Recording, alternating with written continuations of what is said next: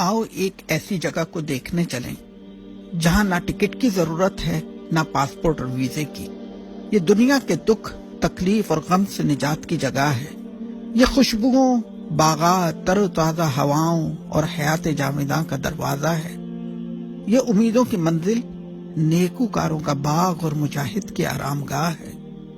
یہ قبر ہے۔ جی ہاں، یہ جنت کی خوشبوؤں کی کھڑکی ہے۔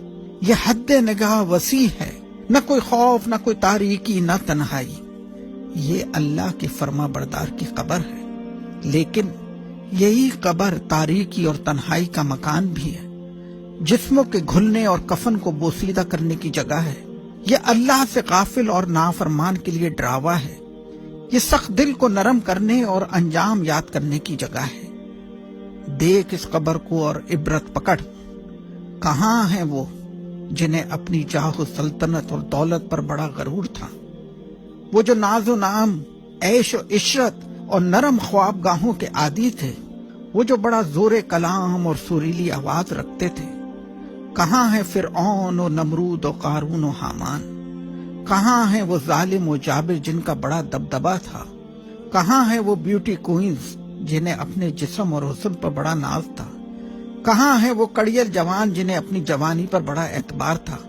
بس یہاں نہ کوئی دربان ہے نہ پاسبان، کوئی فوج ہے نہ کوئی لشکر، بس تو ہے اور میری تاریکی اور خاموشی۔ اے غافل انسانوں، یہ قبر مال و دولت، شہرت و عزت اور دنیا کی ہر چیز سے جدائی کا مقام ہے۔ یہ حسرت و غم کا گھر ہے۔ یہ زہریلے کیڑوں اور بدبوؤں کا مسکن ہے۔ یہ قبر پکار پکار کر کہہ رہی ہے کہ میں ہولناک ہوں۔ پس اے انسان، بتا تو نے میرے لیے کیا سامان کیا ہے؟ تجھے کس چیز نے مجھ سے دھوکے میں رکھا؟ کہاں گئی تیری وہ اولاد جو محبت کا بڑا دم بھرا کرتی تھی؟ کہاں گئی وہ برادری اور سرداری جس پر تجھے بڑا بھروسہ تھا؟ کہاں گئے وہ تیرے وسیع محل و باغات؟ بس آج تو ہے اور تیری یہ تنگ و تاریک قبر۔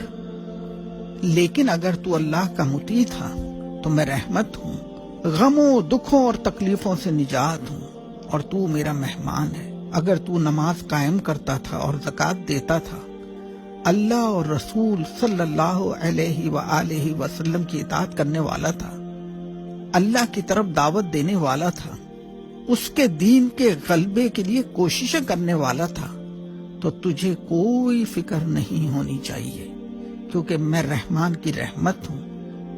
رحمان کی رحمت ہوں،